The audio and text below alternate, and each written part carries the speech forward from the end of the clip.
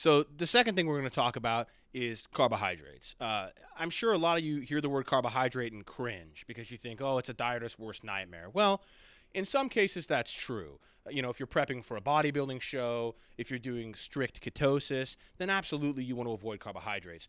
But the average person, number one, doesn't have the dedication to not eat carbs. Number two, can't function without carbohydrates. So we'll talk a little bit about carbohydrates, what types there are of carbohydrates. I'll explain which ones are good, which ones are bad, and hopefully you'll have a better understanding of what carbs to eat and which ones not to. So there are three main types of carbohydrates. You have simple carbohydrates, which are your sugars. The only healthy simple carbohydrates are going to come from fruits. You have complex carbohydrates, which is your whole grains, beans, potatoes, etc. And then you have your fibrous carbohydrates, which are your basically vegetables. So I'll start with simple carbs. Like I said, really the only good sugar is fruit sugar, and it's only in moderation. And sometimes some fruits are better than others. If you're trying for fat loss, you want to shoot for the high fiber, low sugar fruits like apples and citrus. You want to avoid the high sugar, low fiber fruits like bananas and pineapples and mangoes. Basically, anything tropical grown in a real warm weather climate is going to be higher in sugar. So you're going to want to avoid that. As far as complex carbohydrates go, we're talking about whole grains, and in general, you want to stick to whole foods. So when we're talking about complex carbs, I'm talking about rice and whole grain pasta, whole grain bread, preferably sprouted grain bread. It's actually better.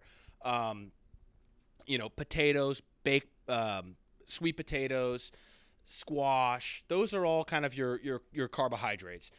They provide fuel for your body. They provide energy. So most people will not function very efficiently without carbohydrates. It's all about eating them in moderation combined with the other macronutrients, protein and fat, because that will slow down their absorption so that the blood sugar doesn't spike and they don't store as fat. Because the reality is, any carbohydrate, even oatmeal, which many people regard as the best carbohydrate in the world, when eaten without protein, causes a noticeable spike in blood sugar and is stored as fat within about an hour after consumption.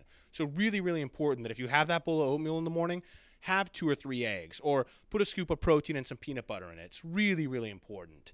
And the last type of carbohydrate is a fibrous carb. Fibrous carbs are like your green vegetables, your spinach, your kale.